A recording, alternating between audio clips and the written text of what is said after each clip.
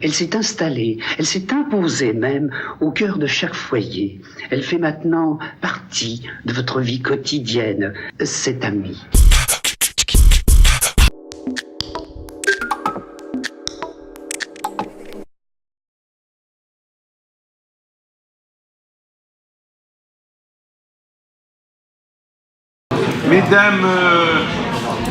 Mesdames, Messieurs, la séance est ouverte. Voilà, alors je vais procéder à l'appel. Marc Léturgie va nous rejoindre. Laurence Rouen, je crus la voir. Elle est là. Adib Benfedoul, il va arriver. Mais j'ai pas de chance au début. Liliane Brandly, c'est bien. Nelly Rodriguez a donné pouvoir à Laurence Rouen. Francis Delteil. Rizlan Robin-Greny m'a donné pouvoir. Jonathan Priolo. Oui. Marie-Claude Andrieux-Courbin donnera pouvoir à Gilbert Blanc à son départ. Christian Bordenave. Alain Serrea, Marie-Lise Potron, Jean-Charles Gauthier, Gilbert Blanc, Denise Miguel, Alain Plazy, Madame Anne Sauquet, Bernard-Michel Bosviel a donné pouvoir à Martine Rosé. Ah bon, voilà, donc ça n'a pas lieu d'être. Farida Moubi, François de Madaillan, Martine Rosé, Alain Banquet, vous êtes bien dissipés ce soir, Marie-Hélène Scotti, Joël Kerdraon, Gaël Blanc-Lajaunie, Dominique Rousseau, Christiane Delpont est excusée, Fabien Ruet, Cécile Labarthe a donné pouvoir à Sylvie Chancogne, Jacqueline Simonet, Cédric Zapera, Robert Richard n'est pas arrivé, Paul-Henri Gallon est excusé. Bon, je m'excuse, hein, j'ai cru comprendre qu'il y avait, on en reparlera peut-être tout à l'heure à l'occasion du droit d'expression des élus, mais j'ai cru comprendre qu'il y avait un groupe qui se dessinait, un nouveau groupe qui se dessinait. On n'a pas eu le temps, mais il faudrait que vous nous saisissiez officiellement pour nous le confirmer. On n'a pas eu le temps de répartir les places pour tenir compte de cette modification. Voilà. Mais dès qu'on sera saisi officiellement, on y procédera. Voilà, je tiens à le dire. Non, tu n'es pas concerné. Voilà. Alors, le secrétaire de séance, s'il en est d'accord, est Jean-Charles Gauthier. Et le procès-verbal, alors le procès-verbal de la séance du 20 décembre 2018, tout le monde l'a reçu. Il vous est proposé de l'approuver. Donc, qui est d'accord pour approuver ce procès-verbal? Voilà. En ce qui concerne l'ordre du jour, nous vous proposons de retirer le dossier numéro 3, parce qu'en fait, on a déjà délibéré lors du précédent conseil, c'est-à-dire la modification de la compétence santé de la communauté d'agglomération bergeracoise. Mais bon, certains ont voulu, par esprit de zèle, voulaient le repasser une deuxième fois, mais non, mais c'est pas nécessaire. Et quant au dossier numéro 10, on vous propose de le faire passer à la place du dossier numéro 3, c'est-à-dire convention sur les actions gérontologiques d'initiative locale concluses entre la ville et la Fédération des centres sociaux. Voilà, pour accéder à la demande de de Marie-Claude Andrieux-Courbin. Pas sur l'ordre du jour, mais ça c'est plus un ordre, je dirais, c'est de la police du conseil municipal. Par contre, le retrait, tout le monde est d'accord sur l'ordre du jour ainsi modifié. Hein. Ça paraît logique. Alors, nous avons un premier point, c'est les décisions prises par le maire et les adjoints dans le cadre des délégations reçues du conseil municipal. Y a-t-il des observations? C'est de l'information, mais ça peut donner lieu à des questionnements ou à des observations. Voilà. Personne ne souhaite s'exprimer? Non? Pas d'observation, donc on va passer au point suivant de l'ordre du jour. Voilà. Donc je propose qu'on passe au point suivant, et c'est moi je crois qui le présente. C'est le rapport d'activité de la communauté d'agglomération bergeracoise. Voilà, donc vous avez reçu un document qui vous a été adressé par la communauté d'agglomération. Voilà, je vais pas reprendre la lecture de ce document, je vais rester dans les grandes lignes. C'est le rapport d'activité d'ailleurs de l'année 2017, qui je le rappelle est une année qui a marqué un tournant dans la vie de la communauté d'agglomération, puisque nous avons eu un changement d'exécutif au début de l'année 2017. Ça a été le premier point extrêmement important à l'occasion du regroupement des communautés de communes de la CAB avec la communauté de communes de Ségoules. Il y a eu un changement d'exécutif qui s'est traduit par l'élection à la présidence de Frédéric Delmarès et d'autre part par l'entrée dans le bureau de la CAB des représentants de la ville de Bergerac. Et c'est vrai que je dis que c'est un tournant important parce que cela a permis, je dirais, un travail en association étroite entre la ville, la CAB et les autres communes de la CAB. Donc ça, c'est un tournant parce que, je dirais, on en souffrait considérablement des deux côtés depuis le début de cette mandature.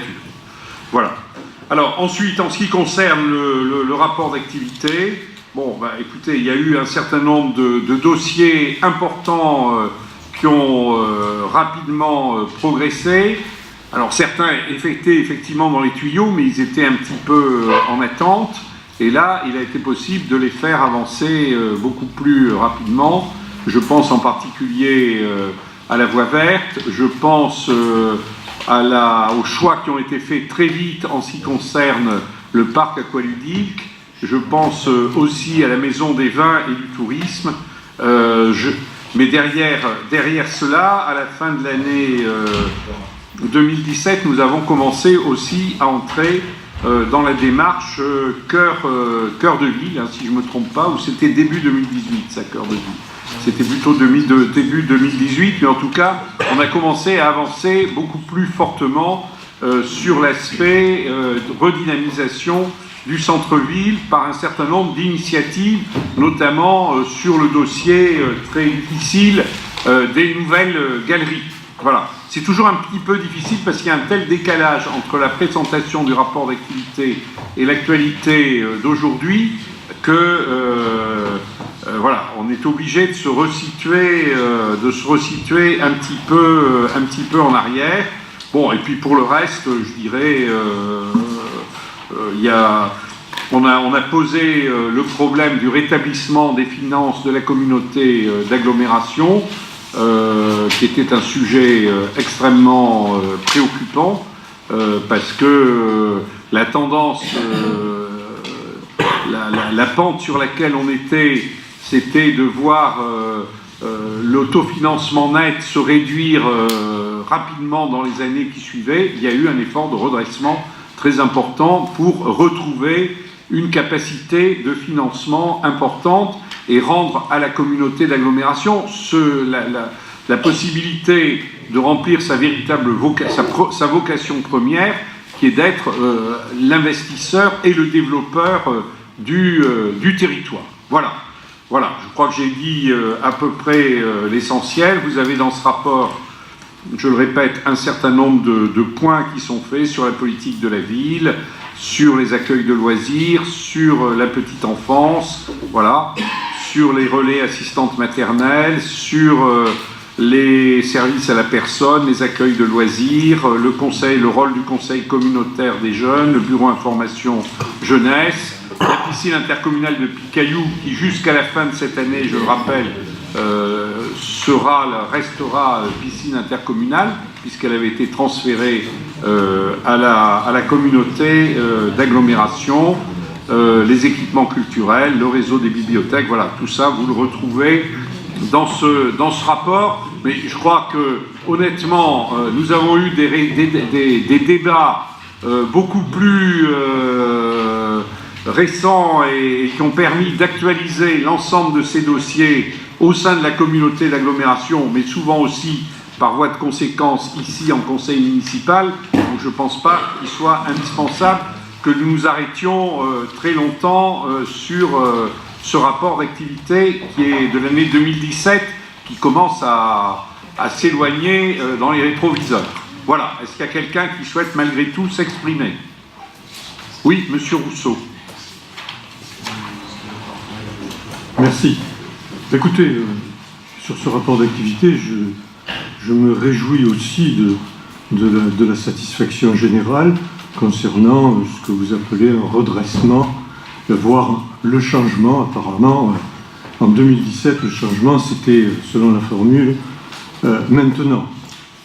Mais alors, écoutez, qu'on soit bien au clair là-dessus.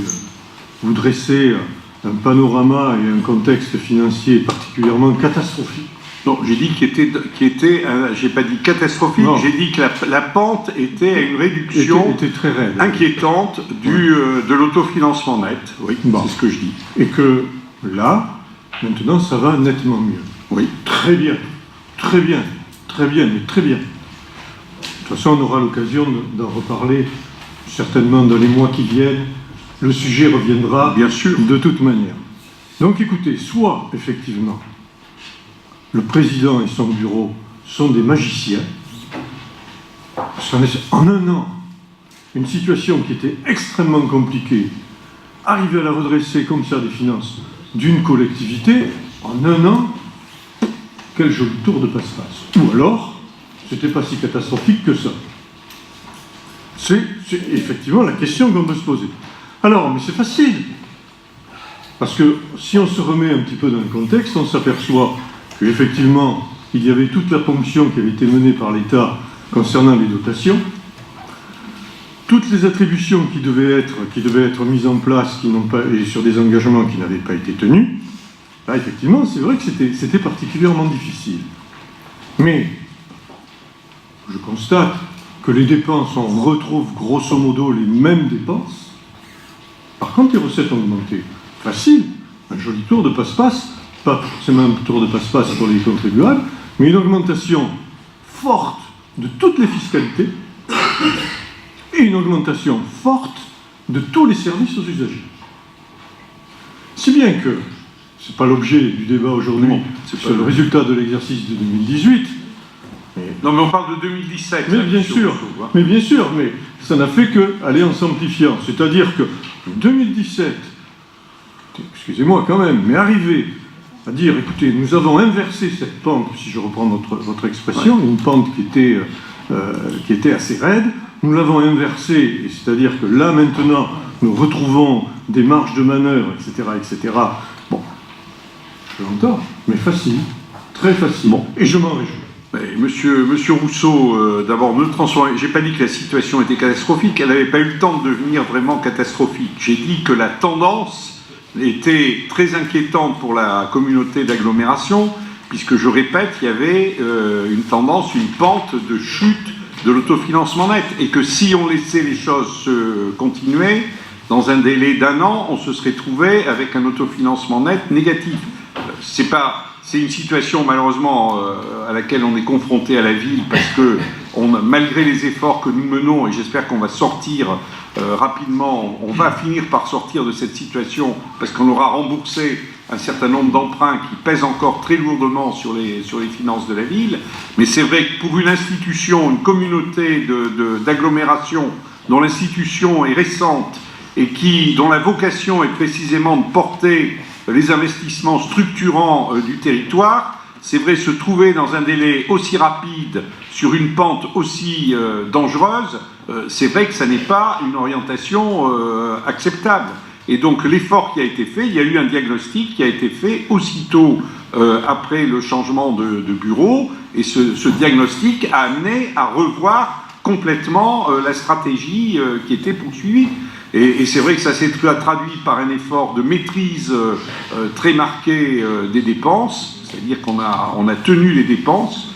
Ça s'est marqué par un effort aussi, c'est vrai il y a eu la décision d'augmentation qui a porté, mais ça s'est fait en 2018, sur le foncier bâti, sur une partie, et pour une partie en fait des contribuables sur le foncier, sur la taxe d'habitation, pardon, sur la taxe d'habitation.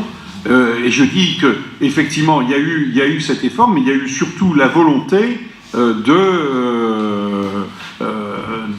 maîtriser effectivement les dépenses. Et puis on a aussi sollicité fortement les pouvoirs publics. On a sollicité, on a bénéficié de concours de l'État, de la région, de concours supplémentaires, voilà, qui nous ont permis de repartir sur une autre direction et d'engager des projets qui étaient effectivement certains dans les tuyaux depuis déjà longtemps et qui n'arrivaient pas à sortir des tuyaux.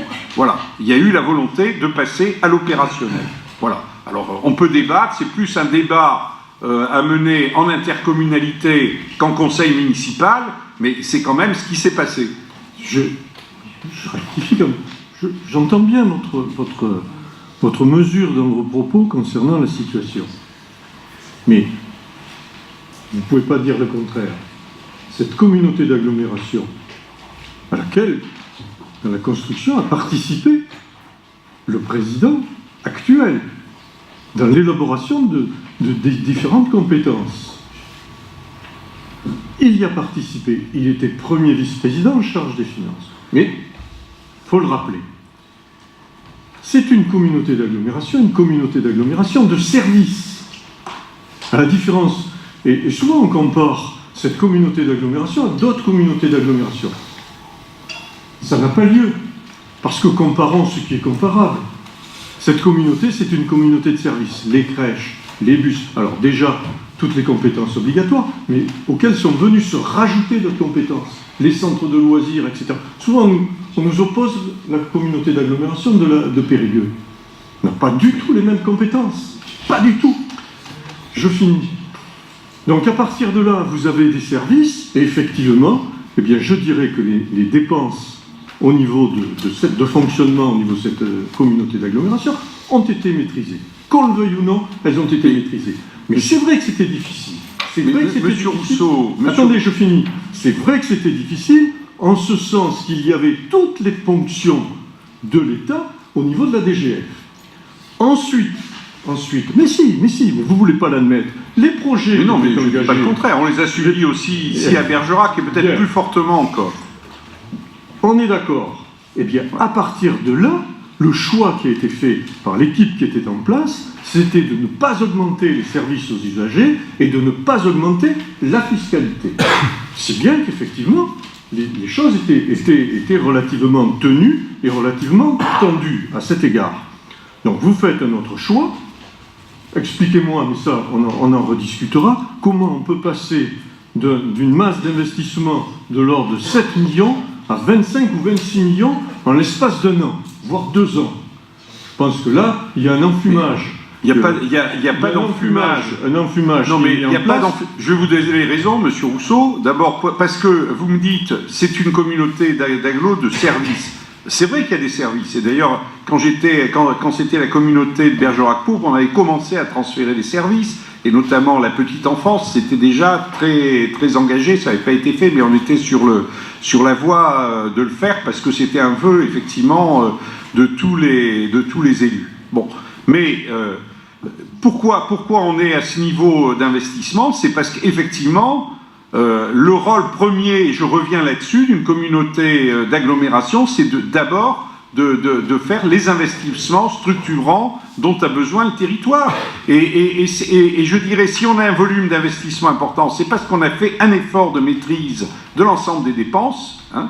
C'est deuxièmement, effectivement, parce qu'on a mobilisé un petit peu plus de ressources à travers la taxe d'habitation, mais ça ne représente pas quand même des ressources considérables. Et troisièmement, on a mis en œuvre des projets qui traînaient en longueur depuis un certain nombre d'années.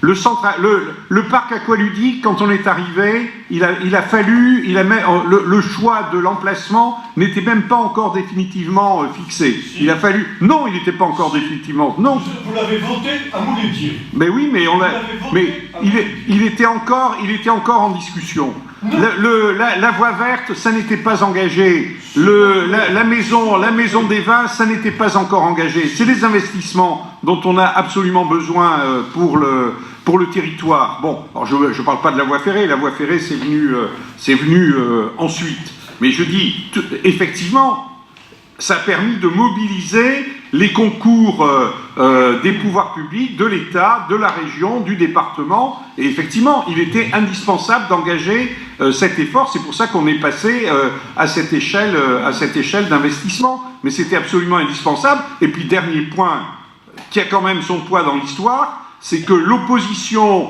entre la ville et la CAB, ou entre la CAB et la ville, ça ne facilitait pas l'avancée des choses, il faut le dire aussi. Et on est enfin sorti de cette situation absurde où la ville n'était pas présente au bureau de la CAB.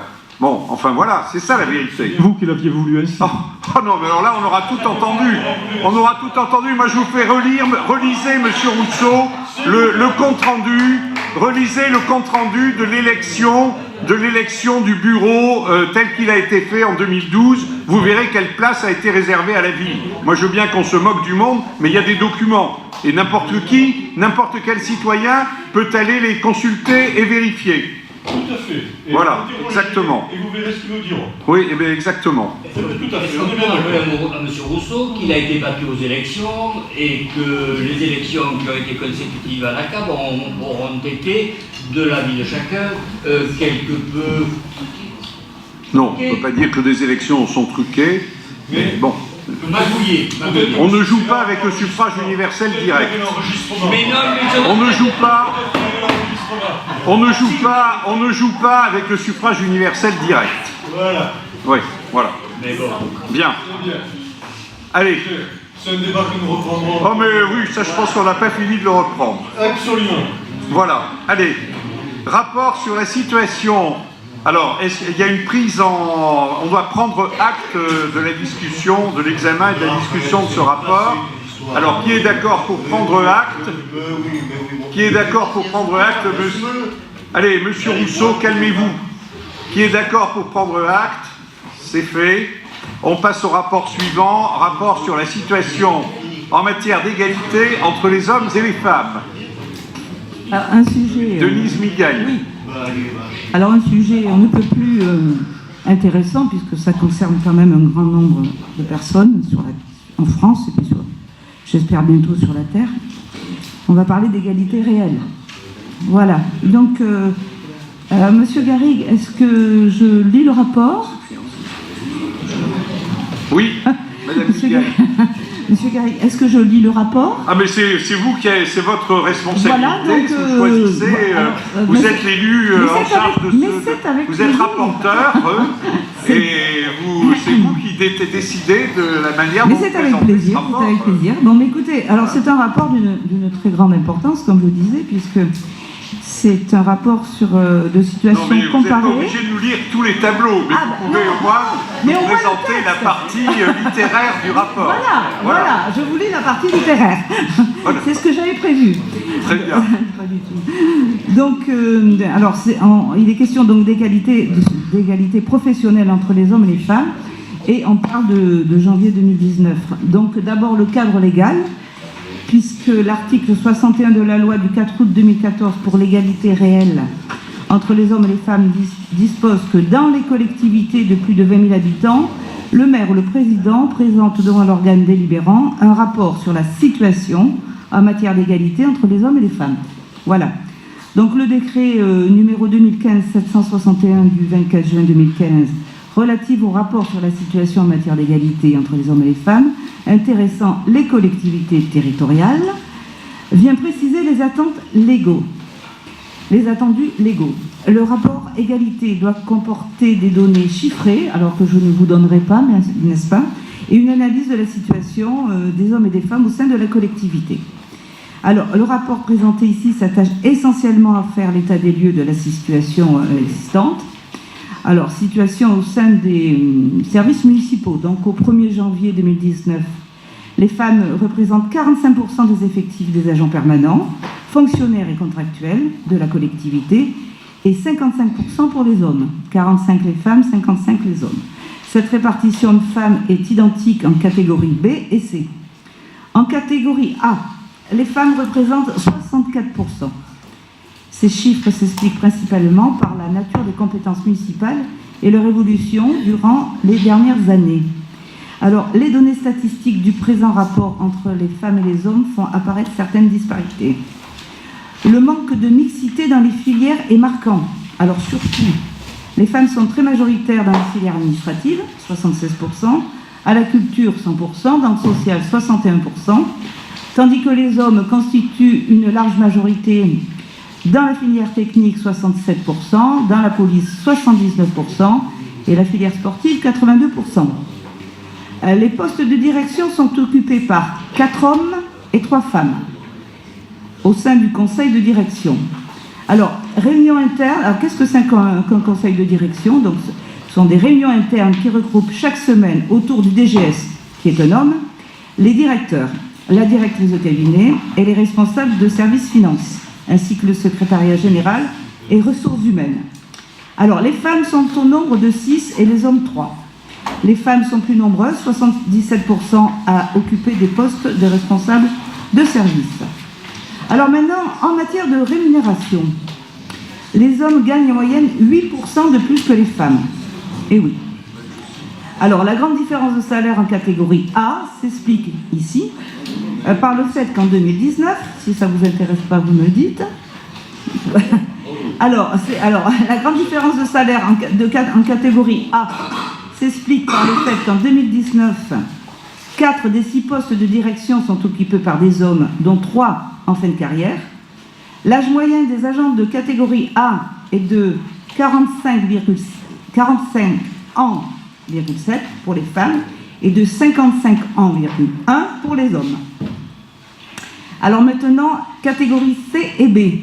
La différence de rémunération s'explique par la nature des primes versées aux agents territoriaux. Alors en effet, le statut des fonctionnaires territoriaux prévoit que seuls les agents de la filière technique bénéficient de primes supplémentaires liées à des sujétions spéciales, les travaux dangereux, insalubres, incommodes ou salissants. Or, les métiers où existent de telles suggestions, propreté, manifestation, bâtiments et espaces paysagers, sont majoritairement occupés par des hommes. Voilà. En revanche, les chiffres révèlent qu'en 2018, 31% des femmes ont bénéficié d'un avancement de grade et 23% chez les hommes. Enfin, il est important de noter que, contrairement à la tendance nationale, peu d'agents de la ville de Bergerac sollicitent un temps partiel. Donc, seuls 4% des femmes travaillent à temps partiel, contre 29% au niveau national, et 2% chez les hommes, contre 6,4% au niveau national. Alors, ces chiffres s'expliquent principalement par l'organisation du temps de travail sur 4 jours et demi à la ville de Bergerac. De même, seuls 7 postes permanents occupés par 2 hommes et 5 femmes sont des postes à temps non complet. Voilà, alors pour le reste, il y a des tableaux. Et le dernier est intéressant parce que quand même, on constate que les femmes gagnent moins d'argent que les hommes. Que les femmes sont moins rémunérées que les hommes. Il y a une différence. Oui, de salaire. c'est vrai. Voilà. C'est vrai. Mais je voudrais donner quand même quelques explications à cela. parce qu'il y a quand même une dynamique. Là, c'est une photographie, ce que vous avez présenté. Ce qui est vrai, c'est que dans certaines filières, on n'avait pratiquement pas de femmes, et on commence à en avoir. C'est le cas des filières techniques, de la police municipale en particulier. Voilà. Et les femmes commencent à entrer dans ces filières, mais c'est vrai que si on regarde l'âge moyen des hommes, il est très supérieur à l'âge moyen des femmes. Et donc forcément, on a beaucoup plus d'hommes qui sont près de la fin de carrière et beaucoup plus de femmes qui sont en début de carrière. Donc il faut pondérer les choses en ce qui concerne les rémunérations. Voilà. Y a-t-il des observations? Pas d'observation. Merci Denise. Alors, nous arrivons au dossier numéro 10. Marie-Claude Andrieux-Courbin. Non, c'est en... Oui, voilà. Oui. S'il veut bien. Oui, merci Monsieur le maire. Donc, dans le cadre du contrat d'objectif 2018, notifié le 12 septembre 2018 entre la CARSAT Aquitaine et la Fédération des centres sociaux, il a été confié à la Fédération la mise en œuvre du projet « Accompagner le vieillissement dans une démarche de développement social local ».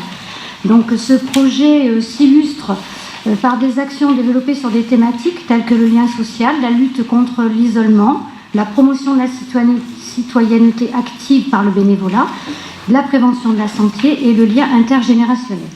La Fédération des centres sociaux et la ville de Bergerac, par l'intermédiaire du centre social Jean Moulin, s'associe et met en place des actions en direction des seniors afin de répondre aux objectifs qui sont les suivants. Permettre un accueil non stigmatisé des habitants tout au long de l'année, accueillir, écouter, chercher à joindre les personnes retraitées qui sont isolées.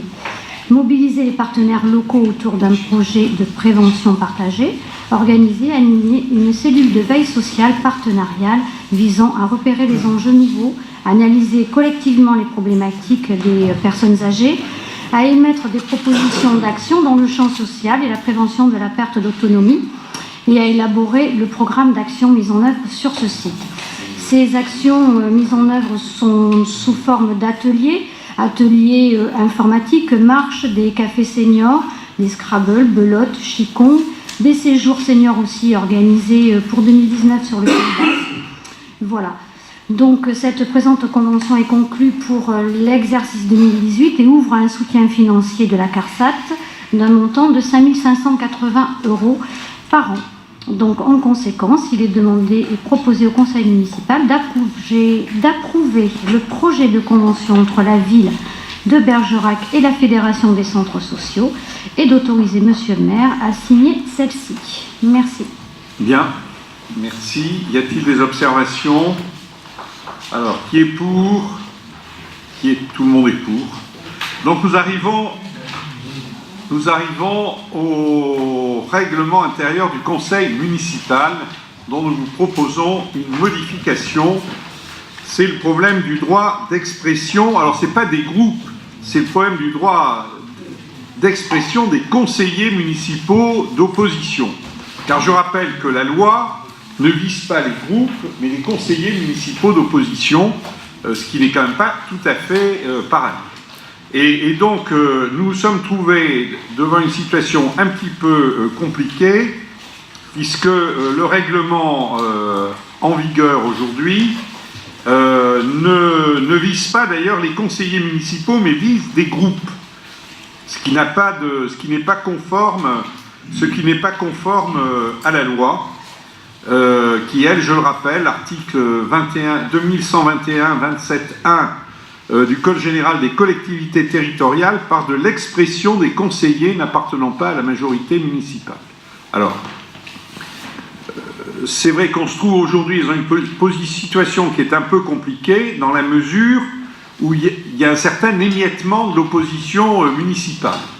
Et que là où nous avions jusqu'alors des groupes, de plus en plus, on a des conseillers qui sont isolés. Je pense, Madame Blanc, qui a quitté qui n'appartient plus au groupe majoritaire, donc elle est conseillère isolée. Monsieur Zappera était déjà conseiller isolé, et les deux élus qui appartenaient au Front National, qui sont ensuite partis à Debout la France, se sont depuis lors séparés et ils se trouvent à leur tour isolés. Donc ce qui fait qu'on se trouve avec un paysage un peu particulier, avec la majorité municipale, avec deux groupes d'opposition. J'ai cru comprendre qu'il y avait un groupe de 3 personnes et un autre groupe de 3 personnes qui étaient en train de se rassembler. On en attend la confirmation. Et puis on a 4 conseillers isolés. Et au regard du code des collectivités, mais tous, normalement, ont le droit de pouvoir s'exprimer dans le journal municipal. Donc j'ai provoqué une réunion pour tenir compte de cette évolution, hein, qui est quand même qu'on ne peut pas ignorer, et pour faire en sorte que les pages du journal municipal puissent être réparties entre les uns et les autres. Et donc ce que nous proposons pour tenir compte de ces évolutions, c'est de garder une page, effectivement, pour la majorité, ce qui est quand même peu, je dirais, la majorité reste quand même discrète dans cette partie du journal. Deuxièmement, une demi-page pour chacun des deux groupes constitués de l'opposition, ce qui fait en l'état actuel des choses une page. Et troisièmement, une 3e page qui serait partagée entre les conseillers isolés. Voilà la solution que nous vous proposons, sur laquelle les conseillers que nous avons consultés ont donné leur accord. Mais bien sûr, je me doute que cela peut susciter des débats. Voilà la solution que nous vous proposons ce soir. Et donc on vous propose de modifier en conséquence l'article, c'est l'article 10, hein, l'article 33 du règlement intérieur du conseil municipal. Monsieur Zappera. Oui, merci monsieur le maire. Donc vous disiez que vous avez une tribune discrète. Je vous rappellerai juste que vous avez une page, vous l'avez dit, et vous en avez une, la seconde de couverture, non, la troisième de couverture, tout à fait, qui est quand même l'édito. Vous ne manquez pas et vous ne privez pas de faire bien sûr de la politique. Donc vous avez quand même 2 pages. Donc ça fait 2 pages et 2 pages. Et c'est votre droit. Effectivement, c'est la loi, vous l'avez dit. Moi, je vous invite à lire aussi les jurisprudences qui ont été données en la matière. Juste rappeler qu'il faut que l'opposition, même si elle a une minorité, ce qui est mon cas, le cas aussi de Gaël Blanc, puisse s'exprimer. Ça ne pourra pas se réduire à 2 lignes, 3 lignes. Il faut qu'elle puisse développer un argumentaire. Et ça, c'est rappelé, je vous invite à aller le regarder dans une jurisprudence de la Cour de cassation. Donc c'est pour ça que je vous invite à essayer plutôt à travailler sur la taille des caractères plutôt que sur le nombre de caractères. Ça c'est... oui. Voilà, c'est une proposition que je fais, travailler de la taille du caractère pour les isolés dont je fais partie et Gaël fait partie, plutôt que sur le nombre de caractères afin qu'on puisse développer un argumentaire. L'autre chose, c'est que là, du coup, on prend un peu de recul sur cette proposition et nous dire aujourd'hui, il y a de nouveaux groupes ou de nouveaux conseillers isolés qui veulent prendre la parole. Et donc, je me soucie de cette nouvelle opportunité. Je me pose la question. Alors, j'ai pas dit opportunisme, j'ai dit opportunité. Parce que pourquoi pas prendre la parole depuis le début du mandat et le prendre maintenant à 1 an et demi des élections municipales. Alors, de mon côté, je suis tranquille. Ça fait 24 ans que cette loi elle existe. Vous étiez jeune maire à Bergerac. Cette loi elle a été mise en place sur votre bulletin municipal et les cocos ont toujours eu une tribune et ont toujours répondu depuis 24 ans. Donc nous, on ne pourra pas nous taxer d'opportunisme. Par contre, du coup, je me pose la question, est-ce que notre espion, James Alain Serrea Bond, va avoir aussi une tribune? Ou est-ce qu'il va se rapprocher de ce nouveau groupe dont vous nous parlez tant? Groupe dont peut-être pas branché en enregistrement, mais lui, on sait que certaines personnes sont branchées photographie. Mais bon, on verra s'il y a des photos. Moi, ce qui m'inquiète, c'est qu'aujourd'hui, on a des élus qui se démarquent, qu'on voit dans la presse, un Jonathan Priolo qui s'exprime sur sa future candidature, qui réclame des 2 bras votre soutien, hein, presque il vous ferait des mamours avec les 2 bras dans l'article du Démocrate. Et de notre côté, on a des élus qui rament et qui demandent à avoir la parole. On le voit bien, par exemple, le dernier conseil communautaire, un dossier qui fait une demi-page, on en a eu pour 18 minutes et 35 secondes exactement pour un dossier d'une demi-page. Pareil, je me pose la question, pourquoi ce même élu est le seul à avoir sa photo, à l'exception de Frédéric Delmarès, dans le rapport d'activité de la communauté d'agglomération? Bon, est-ce que c'est pas une manière, monsieur le maire, de dire, mais c'est la question que se pose les bergers, quoi. Jonathan, je vais pas te soutenir, j'ai un autre dauphin. Voilà, est-ce que vous pouvez nous donner cette réponse ce soir, monsieur le maire? Mais attendez, là vous mélangez beaucoup de choses, hein, monsieur Zappera. Bon, d'abord, sur la première question que vous posez, c'est-à-dire la possibilité de choisir les caractères utilisés, il est évident que là-dessus, ça ne figure pas. Et que cette facilité, si vous le souhaitez, vous l'aurez. Il n'y a pas de problème là-dessus. S'il apparaissait qu'il est très difficile de s'exprimer sur les quatre, si les quatre élus isolés veulent s'exprimer en même temps, bon, on verra éventuellement, on peut essayer d'ajuster un petit peu les choses. On verra à l'usage. Mais si vous voulez en tout cas modifier les caractères, on peut modifier effectivement les caractères et vous pourrez avoir le choix du nombre de caractères. Ça ne figure pas dans le règlement intérieur du Conseil. Ça, je tiens. Après, les spéculations sur les élections de 2020, je dirais, chacun est libre de spéculer. Moi, j'ai dit simplement deux choses. Premièrement, que nous avions au sein de la CAB un accord efficace entre la ville et le reste de la majorité de la communauté d'agglomération et que personnellement, je souhaitais qu'on continue dans cette voie et donc que je souhaitais que Frédéric Delmarès reste président de la CAB et que je ne soutiendrais qu'un candidat qui soutiendrait Frédéric Delmarès. Je l'ai dit très clairement et je le redis ce soir. Et deuxième chose que j'ai dite, c'est que dans mon équipe, il y a des gens qui ont acquis de l'expérience, qui ont de la compétence et que c'est à eux de déterminer quel sera le candidat qu'ils soutiendront. Voilà, ils sont assez grands et je veux dire, voilà, je pense qu'il faut les laisser se déterminer. J'ai dit que je ne choisirais pas mon dauphin. Je ne choisirais pas un dauphin, d'abord parce que je pense que c'est jamais bon que le sortant choisisse un dauphin. Je ne pense pas que ce soit une bonne méthode. Il vaut mieux que ce soit ceux qui sont décidés à continuer qui choisissent leur chef de file. C'est une bien meilleure méthode. Voilà. Pas d'autres observations. Alors. Le nombre de caractères non particuliers, par contre, la phrase qui existe déjà dans le règlement parle de la taille de rectangle. Oui, mais ce sera en fonction de la longueur du texte. Donc ça va, effectivement. Donc ça veut dire que c'est le caractère est choisi par l'auteur de la tribune. Voilà.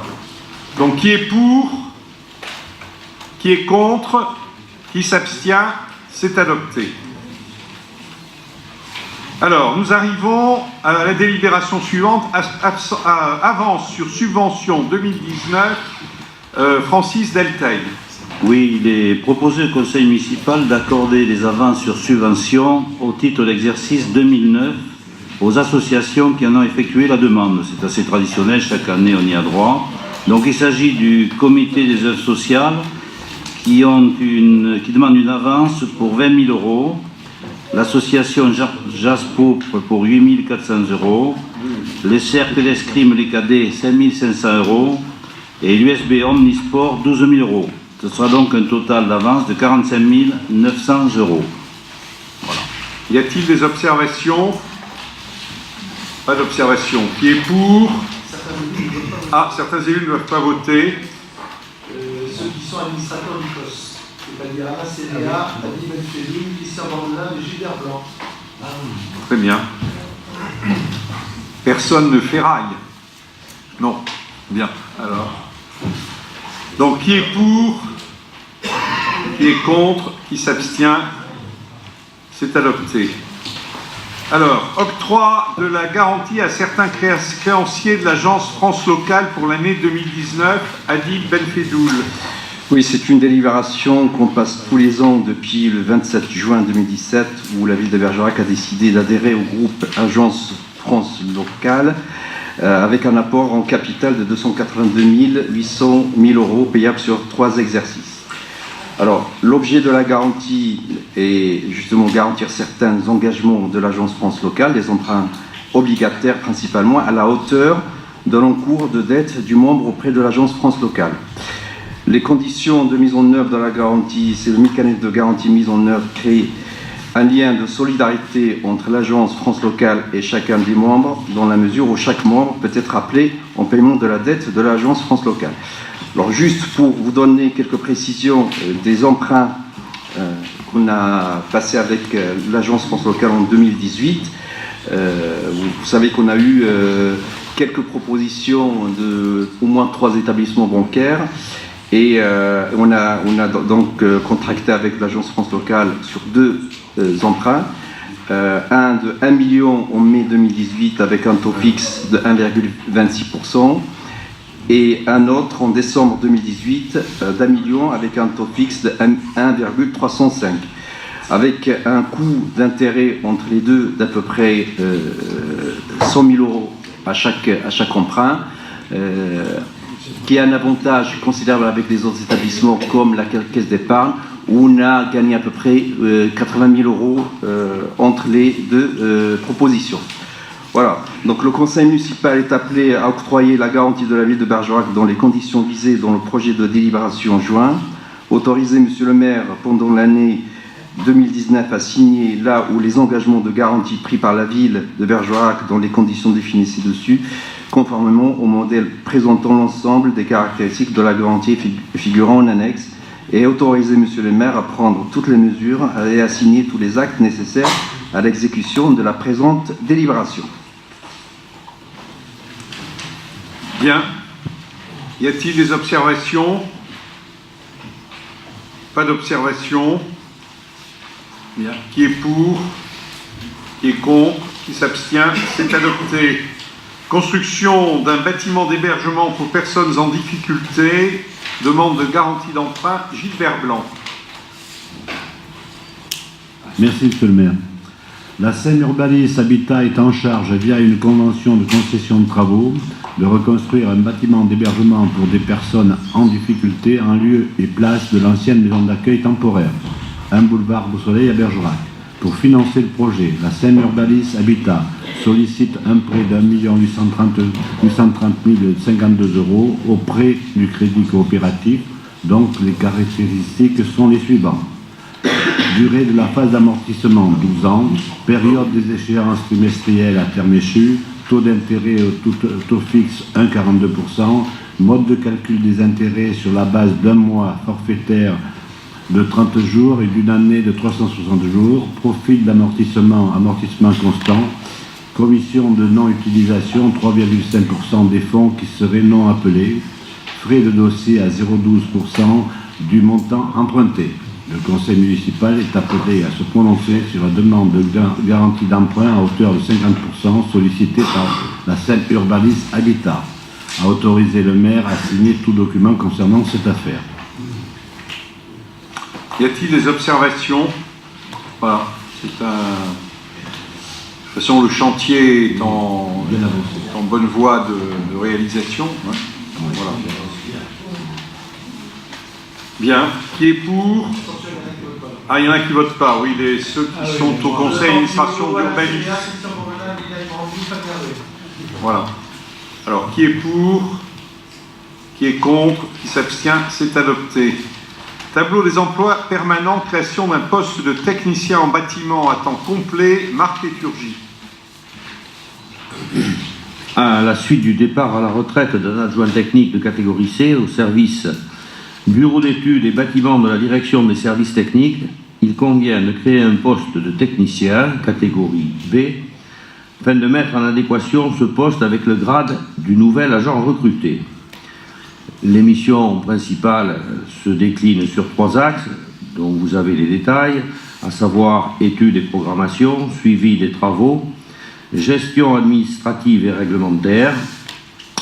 Ce poste vient compléter l'équipe, remplacer un partant et permettre aussi une réorganisation du service et, comme je l'ai dit tout à l'heure, être en adéquation parfaite avec les missions confiées à l'agent. Ce poste permanent à temps complet a vocation à être occupé par un fonctionnaire. Toutefois, en cas de recherche infructueuse de candidats statutaires et en application de l'article 3.2 de la loi numéro 84-53 du 26 janvier 1984, modifié, les collectivités peuvent aussi recruter un agent contractuel de droit public pour faire face à une vacance temporaire d'emploi dans l'attente du recrutement d'un fonctionnaire. Le contrat est alors conclu pour une durée de 1 an. Il peut être prolongé dans la limite d'une durée totale de 2 ans lorsque la procédure de recrutement n'a pu aboutir au terme de la première année. L'agent recruté, sous la forme contractuelle, devra être titulaire au minimum d'un diplôme de niveau 4. La rémunération ainsi que le régime indemnitaire seront calculés selon l'expérience et les diplômes du candidat par rapport au cadre d'emploi des techniciens territoriaux, catégorie de référence, je l'ai dit tout à l'heure, catégorie B. Les crédits correspondants sont inscrits au budget et il est proposé au conseil municipal de se prononcer donc sur la création d'un emploi permanent de technicien en bâtiment à temps complet dans les conditions ci-dessus énoncées et d'autoriser monsieur le maire à procéder au recrutement correspondant. Bien. Y a-t-il des observations? Monsieur Ruet? Oui. Une question, parce que je n'arrive pas à bien comprendre. Quand on a lancé l'appel à candidature, on a lancé un appel à candidature pour une catégorie C, et ça n'a pas pu être pourvu, ou c'est il n'y avait pas de demande? Je ne comprends pas comment un B comment on passe d'un C à un B. Voilà. Alors, c'est pour mettre, c'est ce que j'ai dit en sus de la délibération, c'est pour mettre en parfaite adéquation les missions confiées avec le statut de l'agent, ce qui n'était pas tout à fait le cas auparavant. Et donc, ça permet aussi, c'est ce que j'ai dit, de réorganiser l'organigramme pour ajouter des missions complémentaires qui relèvent de la catégorie B. Voilà comment on passe de C à B. C'est pour se donner un peu plus d'aisance et de facilité dans l'organisation du travail.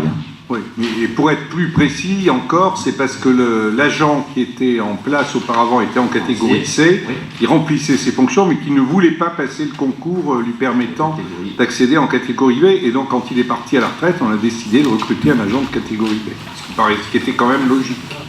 Voilà. Alors, qui est pour? Qui est contre? Qui s'abstient? C'est adopté.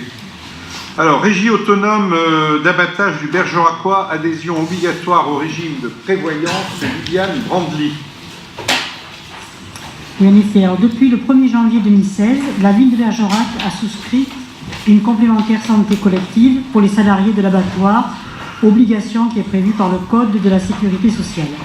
La convention collective nationale de l'industrie et des commerces, en gros des viandes, dont relèvent les salariés de droit privé de la régie autonome d'abattage du Bergeracois, prévoit également l'obligation pour l'employeur d'adhérer à un régime de prévoyance. Les garanties et les taux de cotisation sont fixés par la convention collective. Les cotisations sont assises sur le salaire mensuel brut de référence plafonné à la tranche B. Elles sont réparties à raison de 60% à la charge de l'employeur et 40% à la charge des salariés. Vous pouvez prendre connaissance des conditions qui sont listées et donc le conseil municipal est appelé à autoriser le maire à adhérer à un contrat de prévoyance pour les salariés de droit privé, cadres et non cadres, de la régie autonome d'abattage du Bergeracois dans les conditions décrites. Et les crédits correspondants sont inscrits au budget chapitre 12. Y a-t-il des observations? Pas d'observation. Qui est pour? Qui est contre? Qui s'abstient? C'est adopté. Adhésion à l'association aliénor.org. Jean-Charles Gauthier. Monsieur le maire, chers collègues, l'inventaire des objets des musées est une obligation légale depuis 2002. Il est un outil essentiel pour gérer les collections, les documenter et les valoriser. C'est aussi un outil juridique qui inscrit les collections des musées labellisés Musée de France comme des biens inaliénables. Le musée du tabac est labellisé Musée de France. Le musée de la ville et le musée Costi abritent des collections au statut municipal. Pour les musées de Bergerac, il sera nécessaire d'uniformiser les documents papier existants et parfois parcellaires. L'équipe des musées procédera à un inventaire rétrospectif. Les musées devront s'équiper d'une solution informatique indispensable pour mener à bien cette mission. Plusieurs sociétés spécialisées ont été consultées. L'offre de Aliénor.org est celle qui est la plus adaptée au musée de Bergerac. Aliénor.org, Conseil des musées, est une association créée par la DRAC Poitou-Charentes et des collectivités locales de l'ancienne région. Aujourd'hui, accessible aux musées de toute la région Nouvelle-Aquitaine, l'association a pour but de créer un réseau muséal et de mettre à disposition des outils de leur développement. Alors, une web application d'inventaire des collections qui répond à toutes les normes d'inventaire et s'appuie sur les retours d'expérience des musées, la diffusion des collections via un portail commun aux 41 musées du réseau, la mise à disposition de nombreux services tels que la numérisation 3D, la mise en œuvre et l'intégration des contenus d'applications comme visite musée ou visite patrimoine. Ces services sont compris dans l'adhésion annuelle sans surcoût et doivent simplement faire l'objet d'une programmation préalable afin d'entrer dans le plan de charge de l'année. L'adhésion annuelle s'élève à 4 900 €, prise en charge à 50% par la DRAC. Les crédits sont inscrits au budget 2019. Il est donc proposé au conseil municipal d'adhérer à l'association Aliénor.org, Conseil des musées. Voilà. Bon, je crois que ça fait partie, c'est une action qui fait partie d'un ensemble d'actions de mise en valeur, de meilleure mise en valeur du patrimoine de la ville, qui rejoignent d'autres délibérations récentes, notamment celle qui porte, mais qu'on n'a pas encore sur la maison Lédier. Voilà. Sur l'acquisition de la maison Lédier qui viendra également devant le Conseil. Voilà. Qui est pour? Qui est contre? Qui s'abstient? C'est adopté.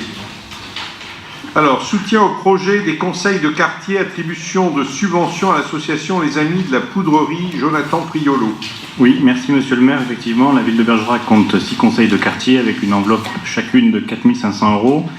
Et puis les membres des conseils de quartier définissent ensemble ce qu'ils souhaitent financer à travers du fonctionnement de l'investissement. Cette délibération, c'est pour soutenir en fait une action mise en place par le conseil de quartier avec les écoles du quartier de Bergerac, du quartier Est, sur un après-midi avec un spectacle, contes et mélodies bohémiennes, qui aura lieu le 16 février 2019 pour 900 €, un goûter musical qui ira avec pour 500 € et un spectacle de magie pour 400 €, soit un total de subvention de 1 800 €. Les crédits correspondants sont inscrits au budget principal de la ville et donc il vous est proposé d'attribuer cette subvention de 1 800 €. Lors du prochain conseil municipal, il y aura d'autres délibérations identiques puisque les autres conseils de quartier sont en ce moment en train de réfléchir sur les animations qui auront lieu sur l'année 2019. Y a-t-il des observations? Pas d'observation. Qui est pour? Qui est contre? Qui s'abstient? C'est adopté. Bien, dénomination de voies, ainsi que nous vous l'avions annoncé lors de réunions, au moins lors des réunions de commission, nous avons décidé de procéder, à la suite d'un certain nombre de demandes, à la dénomination d'un certain nombre de rues, à la fois parce que c'est des demandes qui visent à mettre en valeur des personnalités dont certaines ont pesé dans la vie locale, d'autres sont des personnalités qui ont eu un destin plus national, mais aussi avec le souci de ne pas laisser certaines voies sans dénomination, ce qui rend souvent l'accès des services, mais même simplement des usagers, autrement ça le rend difficile. Donc les propositions que nous vous faisons et qui n'épuisent pas complètement tout ce que nous avons envisagé.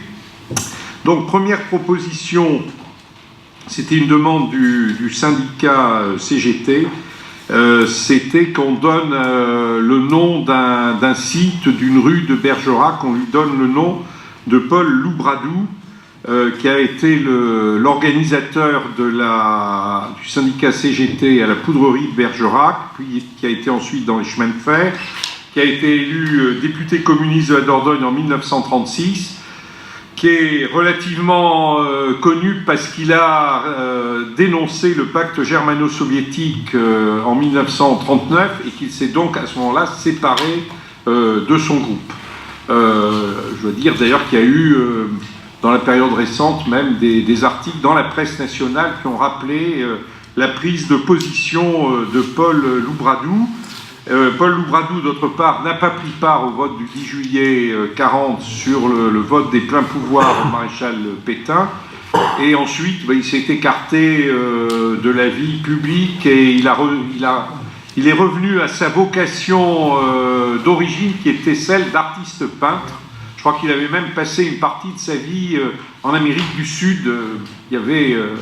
Mais c'était au début du XXe siècle. Donc nous vous proposons de donner son nom à la zone d'activité qu'on appelle ANS, qui se trouve en face de la poudrerie, et de donner son nom du même coup à la voie qui dessert cette zone d'activité. Voilà, ça c'est la première demande qui est faite. Deuxième proposition dont je suis, je dois dire, l'initiateur, parce que c'est un député de la Dordogne qui est tombé tout à fait dans l'oubli alors qu'il a été une personnalité importante dans le département, c'est André Denis, qui était un militant de la jeunesse ouvrière chrétienne et de la CFTC, proche d'Edmond Michelet, qui est entré très tôt en résistance et qui est entré dans la clandestinité en 1943. Et André Denis a été élu en 1946. À 26 ans, il était le plus jeune député de France. Et il est resté député pendant une dizaine d'années.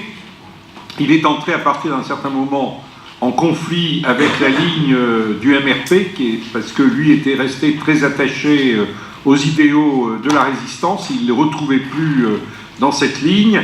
Et donc... il a pris position dans le débat sur les CED, il a participé à la création de l'Union démocratique du travail et aux travaux de ce qu'on appelait la Nouvelle Gauche en 54-55. Il a été battu aux élections de 1956, de janvier 1956.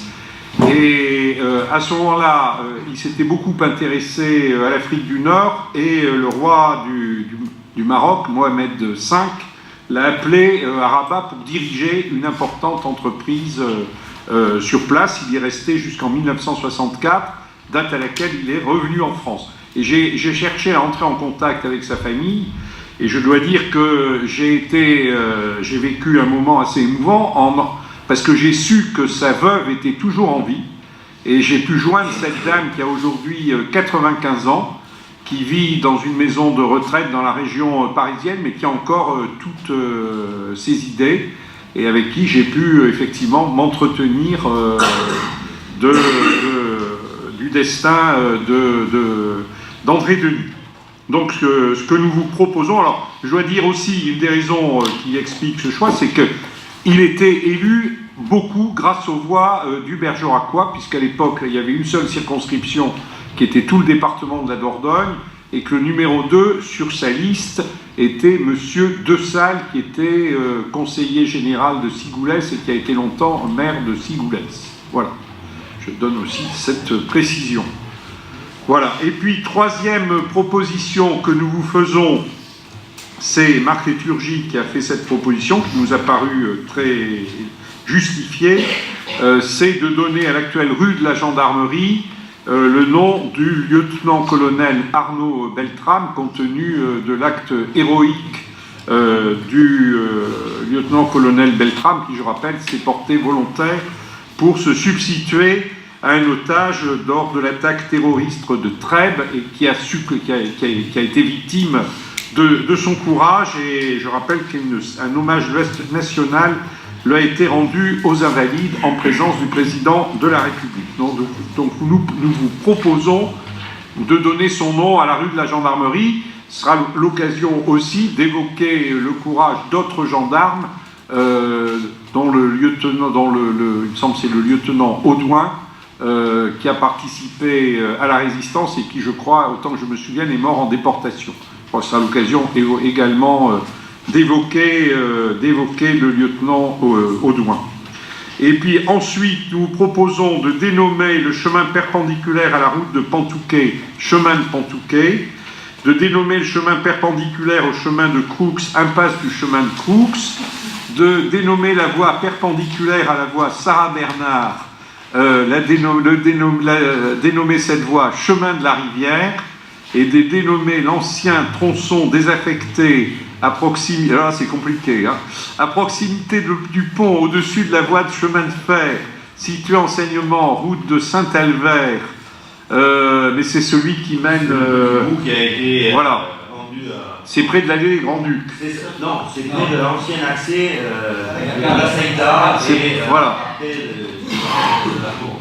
Du domaine de la Tour, d'accord. Donc chemin de la Cressonnière, mais parce qu'il y a effectivement, il y a des personnes qui habitent dans ces voies et qui aujourd'hui sont dans des voies qui ne sont pas dénommées, ce qui pour elles présente un certain nombre d'inconvénients.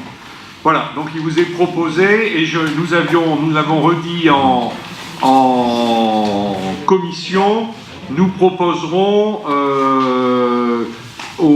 à l'école d'Evore, nous soumettrons au conseil d'école l'idée de dénommer cette école école Simone Veil. Voilà, avec un V. Voilà. Y a-t-il...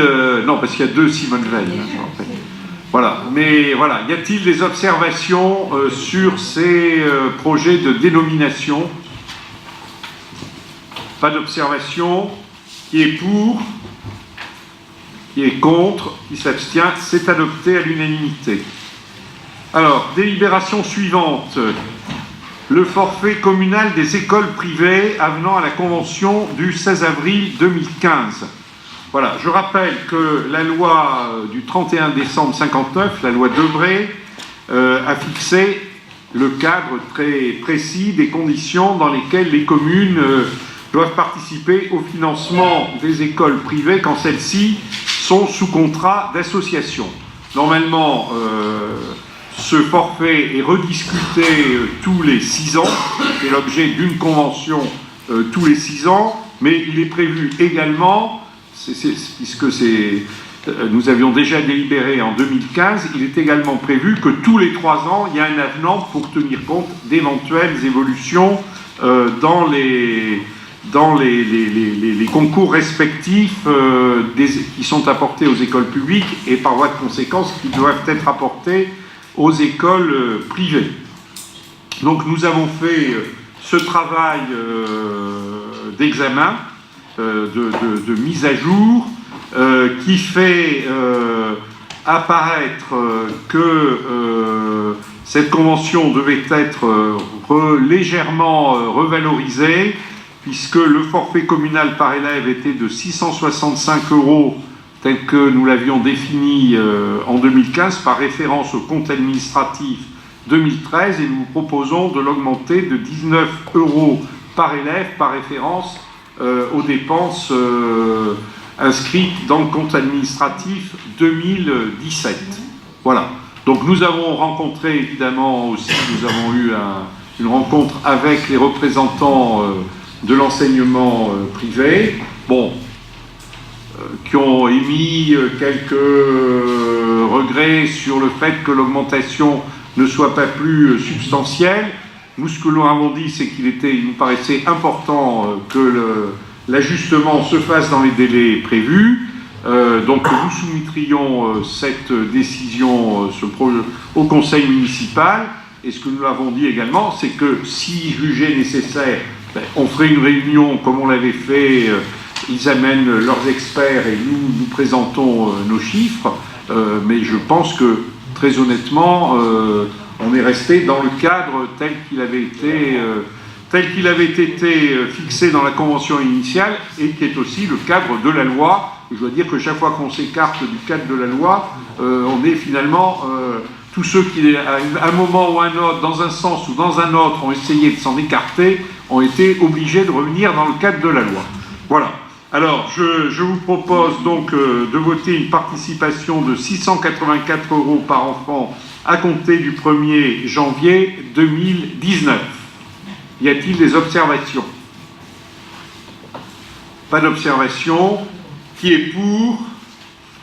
Qui est contre? Qui s'abstient? Oui. Alors, C'est adopté. Alors, Adib Benfedoul donne pouvoir à Marc Liturgie à partir de maintenant.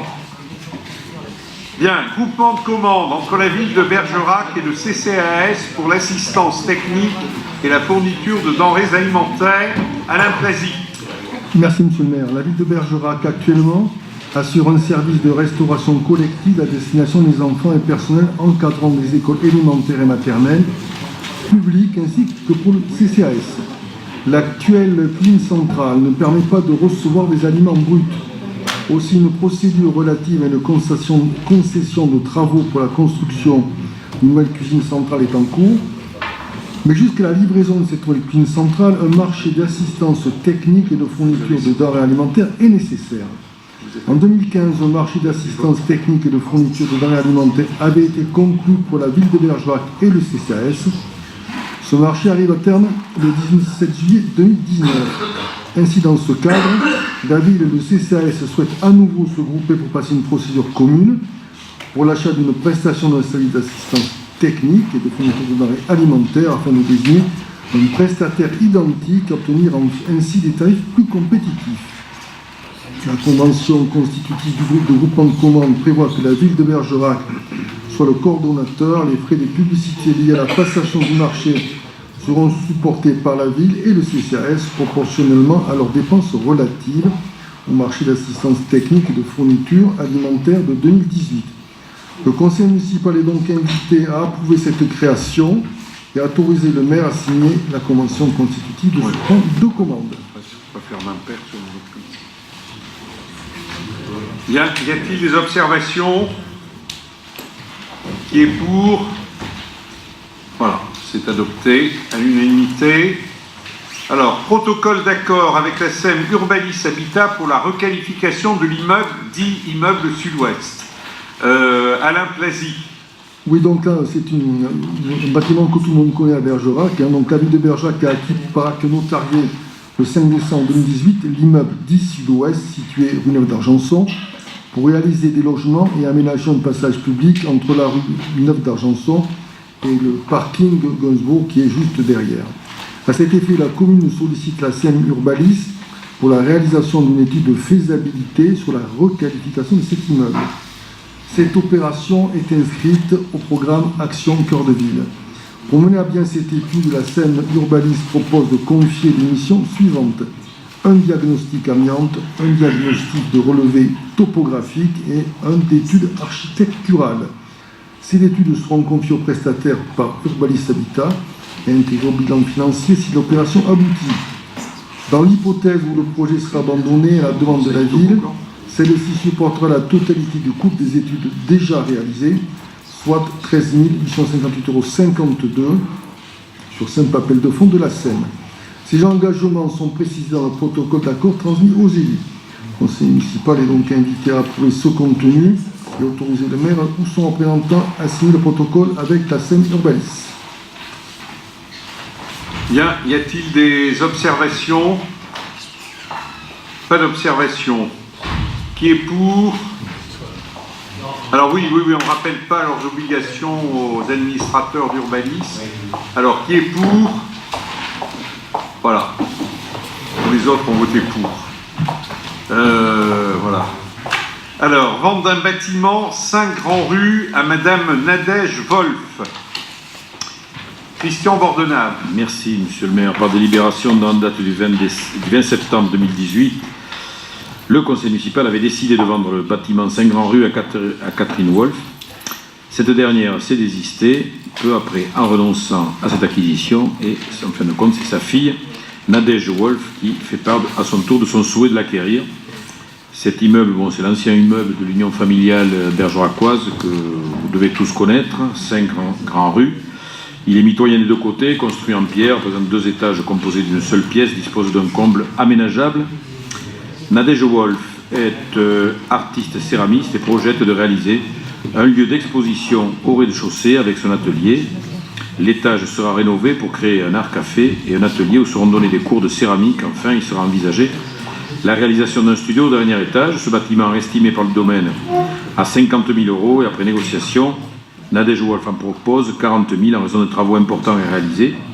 son projet est intéressant, sa mise en œuvre participera à l'animation de cette rue du vieux Bergerac, que le conseil municipal est donc invité à abroger la délibération du 20 septembre, décider la cession du bâtiment ci-dessus désigné à Nadège Wolf pour un montant de 40 000 €, désigner Maître Bonneval notaire à Bergerac pour assister Maître Cando, notaire de l'acquéreur, et autoriser bien sûr Monsieur le maire à accomplir toutes les formalités nécessaires et à signer toutes les pièces relatives à l'aboutissement du dossier.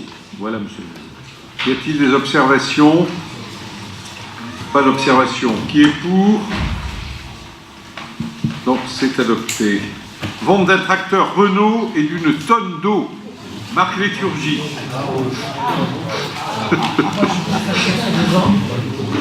Oui, ces matériels, je ne vais pas vous lire tout à fait la délibération, mais ces matériels avaient été acquis à l'occasion de la création et du développement du parc de Pombonne, et en particulier lors de la plantation des arbres.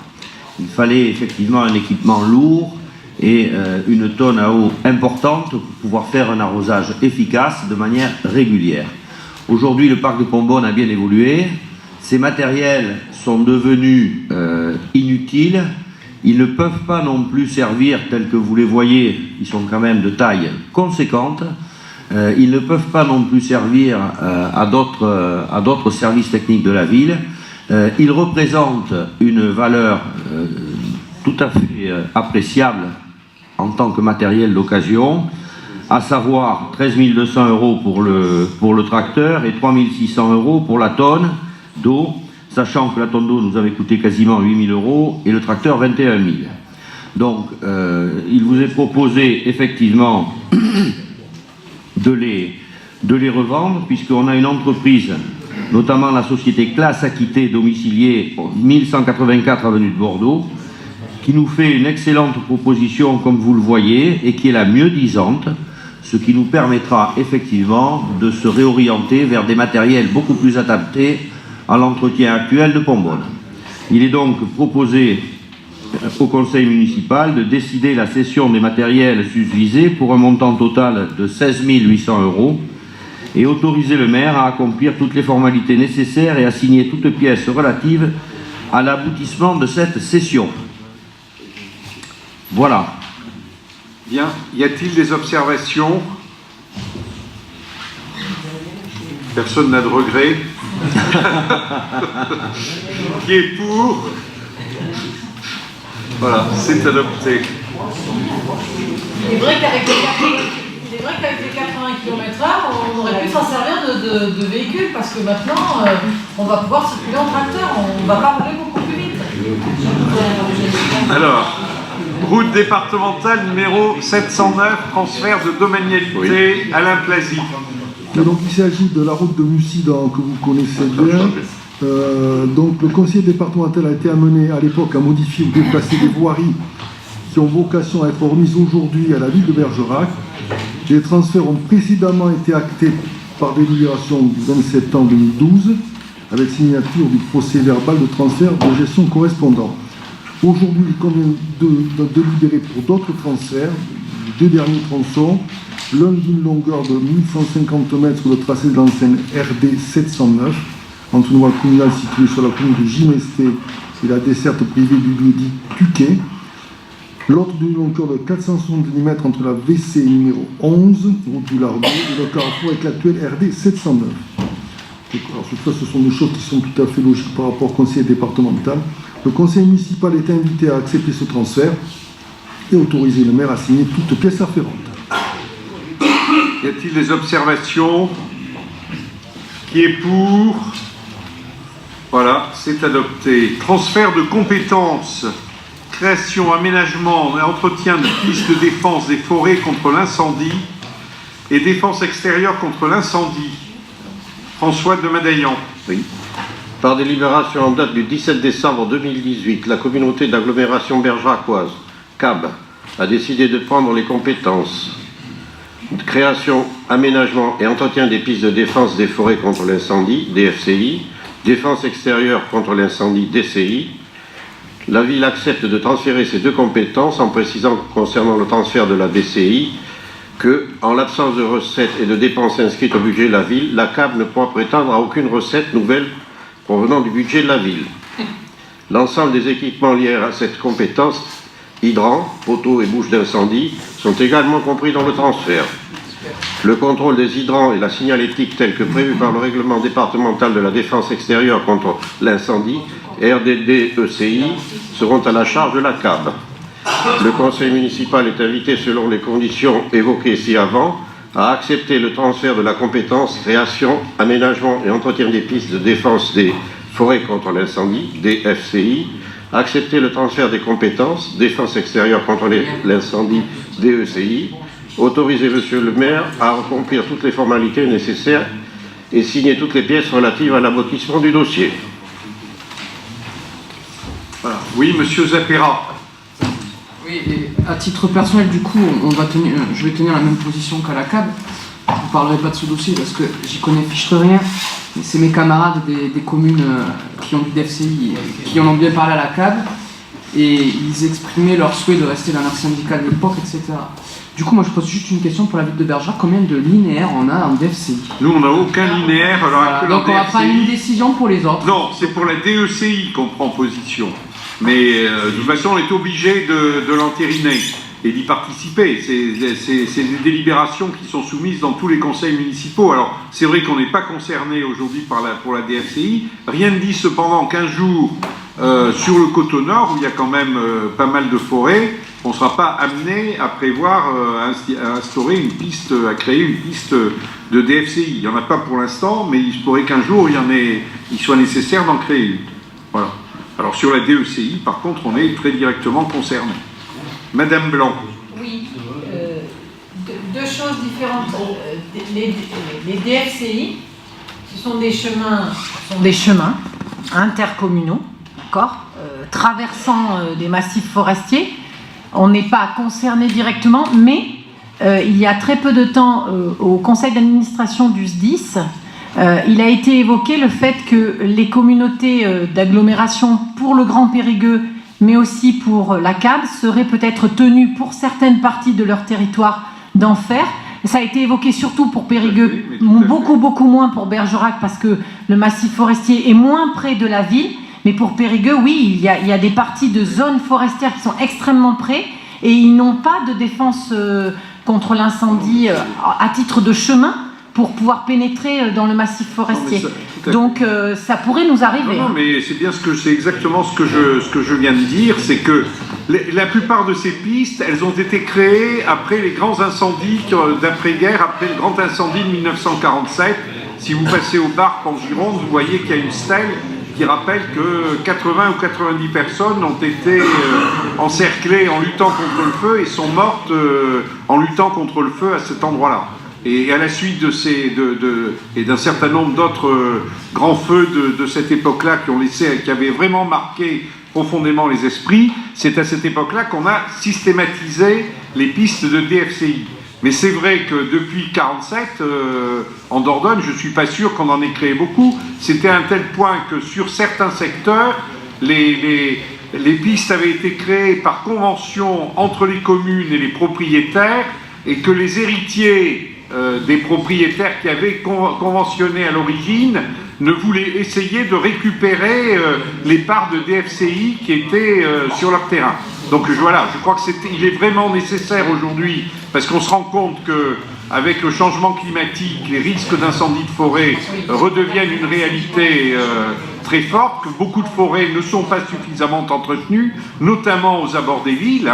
Moi j'ai suivi les problèmes de lutte contre les incendies de forêt dans la région de Marseille au début des années 80, où effectivement l'urbanisation s'était développée de manière sauvage, et était au milieu de forêts qui prenaient feu et les habitations étaient menacées et parfois même détruites. Donc il y a vraiment besoin d'actualiser, et le fait que les communautés d'agglos prennent des compétences en ce domaine me paraît tout à fait justifié, parce que l'enjeu est énorme et il est appelé à évoluer. Voilà. Ça permet le gaspillage du territoire. Tout à fait. Alors, qui est pour ? Qui est contre? Qui s'abstient? 3. 3 contre. Voilà. Bien, nous passons à la... Ben, on en a fini avec les délibérations, et nous arrivons à une motion qui concerne le problème du contournement de Bordeaux. Je rappelle que c'est un sujet qui a été évoqué depuis les années 80-90 en raison de la surcharge de plus en plus accentuée de la rocade de Bordeaux, et notamment par des poids lourds qui transitent entre la péninsule ibérique et le reste de l'Europe et qui n'ont pas forcément, j'y reviendrai, vocation à desservir l'agglomération bordelaise. Le premier projet était de créer un contournement de Bordeaux par l'ouest, c'est-à-dire entre Bordeaux et l'Atlantique. Moi, j'avais dit dès cette époque-là qu'à mon avis, ce projet n'aboutirait jamais, ce qui m'avait valu des réactions très vives du maire de Bordeaux et des élus girondins, mais l'expérience a montré qu'effectivement, on ne pouvait pas passer à l'ouest. Et aujourd'hui, on envisage un contournement de Bordeaux par l'est. Faut-il appeler ça d'ailleurs un contournement ou plutôt une déviation du trafic qui aboutit sur l'agglomération bordelaise. En tout cas, c'est un sujet qui est à l'ordre du jour, qui est régulièrement évoqué. Je ne sais pas s'il aboutira rapidement parce que ça demande quand même des investissements qui sont peut-être hors de portée aujourd'hui des principaux financeurs. Mais moi, il me semble qu'il y a 3 choses qu'il faut souligner. La première, c'est que à l'est de Bordeaux, il y a beaucoup de vignobles comme à l'ouest, et que les difficultés qu'on a eues à l'ouest de Bordeaux, quand on va risquer de toucher le Saint-Émilion, le Pessac-Léognan ou même l'Entre-deux-Mers, on risque de les voir réapparaître comme à l'ouest. Deuxième réalité, c'est que quand on veut réaliser ce type d'équipement, créer des emprises nouvelles, parce que certains parlent de créer une liaison entre autoroutes, entre Mussidan ou Montpont et Langon. On voit bien les difficultés qu'il y a à faire aboutir tout projet comportant une nouvelle emprise. On a vu les difficultés qu'on a rencontrées sur les quelques kilomètres qu'on avait à faire pour la rocade est de Bergerac. Donc, les emprises nouvelles, il paraît évident qu'il vaut mieux s'appuyer sur des emprises existantes.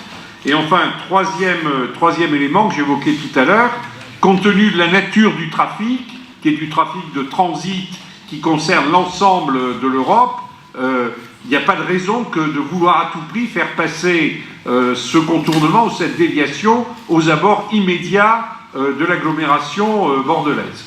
Et donc, ce que nous vous proposons, c'est une déviation qui partirait d'Angoulême, donc de l'actuelle Nationale 10, qui descendrait par Ribérac, Mussidan, qui passerait par Bergerac et qui descendrait ensuite jusqu'à Marmande, avec là, à partir de là, 2 solutions, soit remonter une petite partie de l'autoroute jusqu'à Langon et rejoindre ensuite la 65 vers les Pyrénées, ou carrément continuer sur la 933. Moi, je fais observer que ce sont des emprises existantes, qu'une bonne partie des contournements ont été réalisés, que ça peut être important pour les villes qui se trouvent sur cet axe et qui jusqu'à présent ont été un petit peu à l'écart des axes principaux. C'est le cas notamment de Bergerac, hein, c'est évident, mais c'est le cas de Ribérac, c'est le cas de Mussidan. Voilà.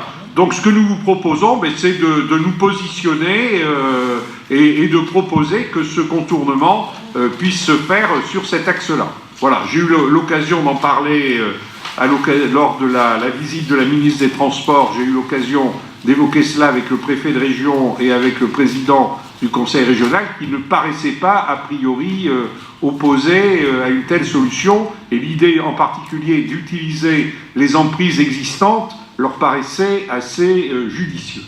Voilà.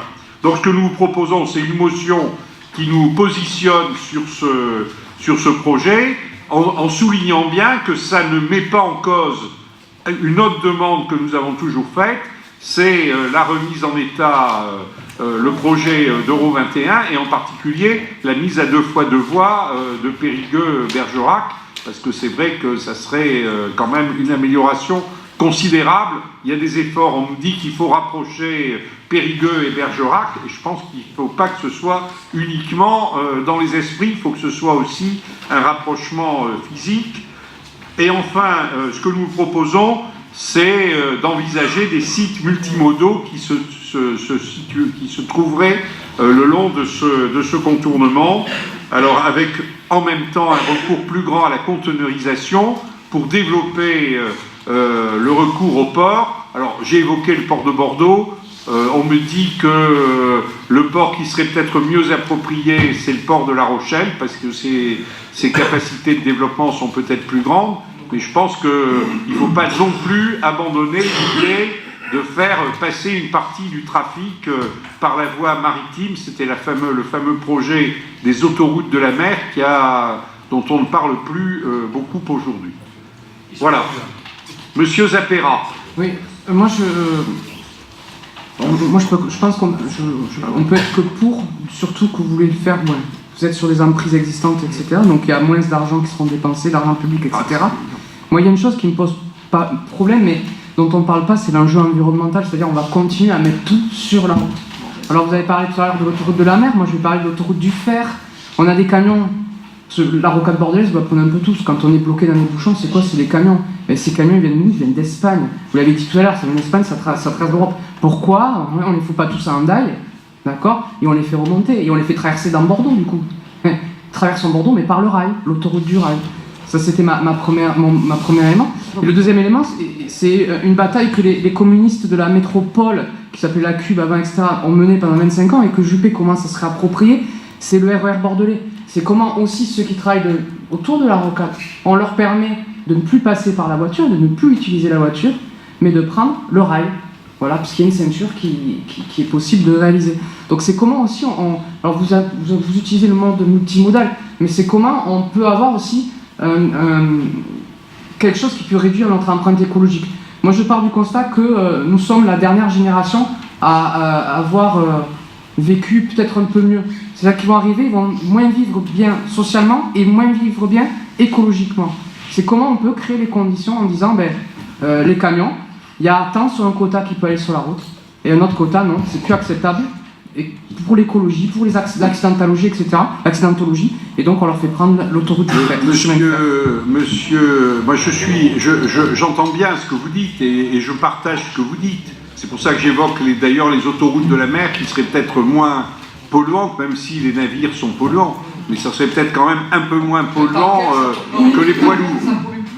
Ça serait peut-être un peu moins polluant. Ça pollue plus que le chemin de fer. D'accord. Plus que le chemin de fer. Bon, et puis il y a le chemin de fer. Non, mais c'est pour ça que je parle. C'est pour ça que je parle du multimodal.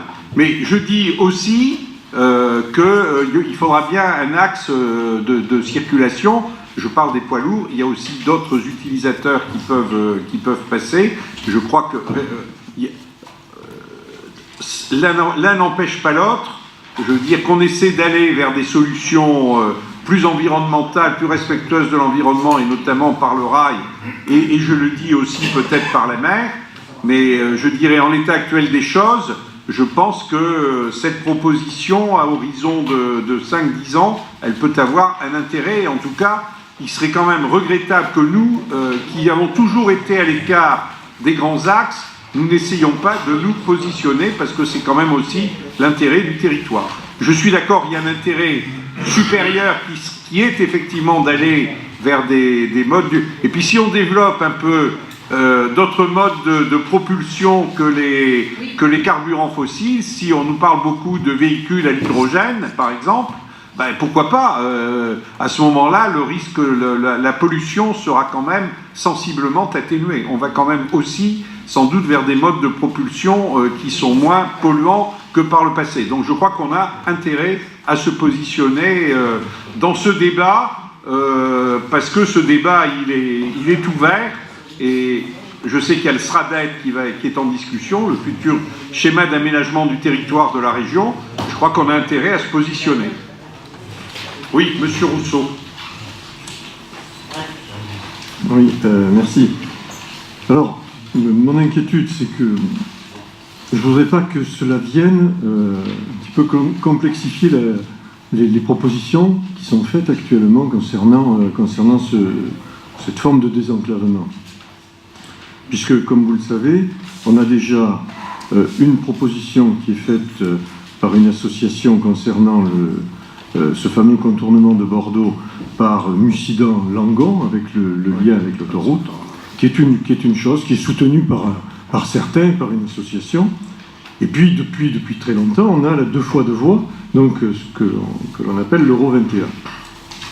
Et alors, si on vient pour faire une 3e proposition, ce que je crains, c'est que finalement, au bout du compte, eh bien, le département de la Dordogne soit marron dans l'affaire, c'est-à-dire qu'on ne voit rien venir. Alors, parce que il me semble qu'on a, au niveau du désenclavement, au niveau de ce département, on a l'aéroport qui apporte quand même un certain nombre de solutions. On a le rail, maintenant, avec la ligne Bergerac-Libourne, qui est en voie de résolution. On a le numérique, avec le plan de développement au niveau du département, et je pense qu'au niveau de la route, il y a effectivement un souci concernant ce département, qui est d'une certaine manière un peu isolé au niveau du désenclavement routier. Et qu'il me semble, moi, que par rapport au développement économique de notre département, eh bien, cette 2 fois 2 voies de la RN 21, bien sûr, qu'un privé donc, pourrait réaménager, donc serait une priorité. Donc, attention, je sais que c'est quand même, le gouvernement est quand même très réservé sur ces questions-là, et avec différentes propositions, on pourrait en arriver à n'en avoir aucune. Voilà mon inquiétude. Monsieur Rousseau, moi j'entends bien ce que vous dites, mais d'abord, excusez-moi, Mussidan-Langon, vous le dites vous-même, c'est la proposition d'une association. Et je pense très sincèrement que c'est une proposition qui n'est pas réaliste, parce que créer une emprise nouvelle, je dirais, je n'y crois pas. Je n'y crois pas, et je ne pense pas que ça puisse, en l'état actuel des choses, aboutir. Bon, ensuite vous me parlez de l'Euro 21. On est tous très sensibles à la partie Bergerac-Périgueux, parce que c'est vrai que c'est problématique. Mais je voudrais quand même faire observer que ce problème de transit européen de la péninsule ibérique jusqu'au nord de l'Europe, qui passe à travers notre région, je dirais, au sud, il ne va pas passer par l'Euro 21. On le sait très bien, parce que l'Euro 21, elle se termine dans le cirque de Gavarnie. Or, on sait très bien qu'en bas, il y a une muraille qui s'appelle les Pyrénées. Bon, et la muraille des Pyrénées, je sais que les projets, il y a eu effectivement l'étude d'un projet de tunnel dont le coût est tellement prohibitif qu'aujourd'hui, il est pratiquement abandonné.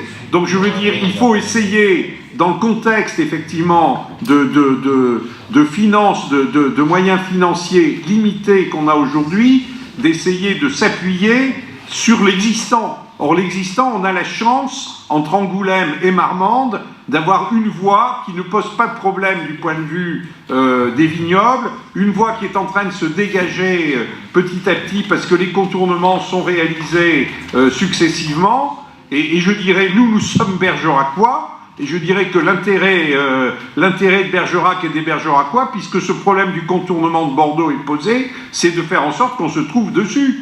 Moi, je suis désolé, mais moi, je joue Bergerac d'abord. Et je suis persuadé que les autres villes concernées marqueront de l'intérêt pour cette proposition, qui est une proposition réaliste, encore une fois, parce qu'elle est sur des emprises existantes, et deuxièmement parce qu'elle ne touche pas le vignoble, contrairement à ce qui se passe plus à l'ouest de Bergerac.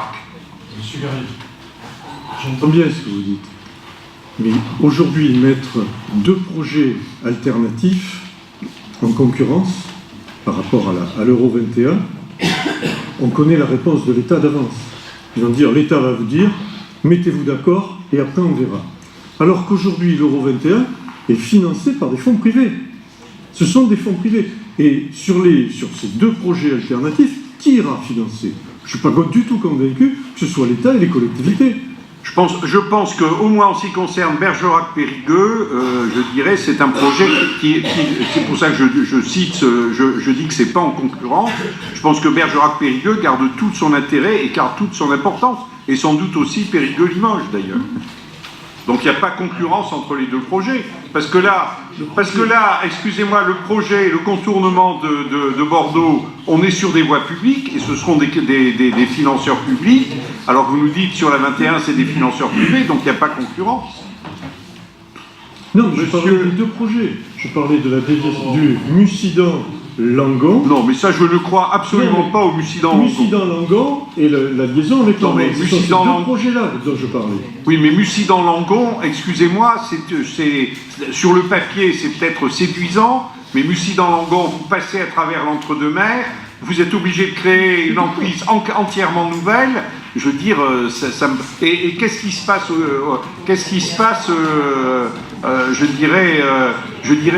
voyez le temps qu'il a fallu pour faire la déviation est de Bergerac et les difficultés multiples qu'on a rencontrées.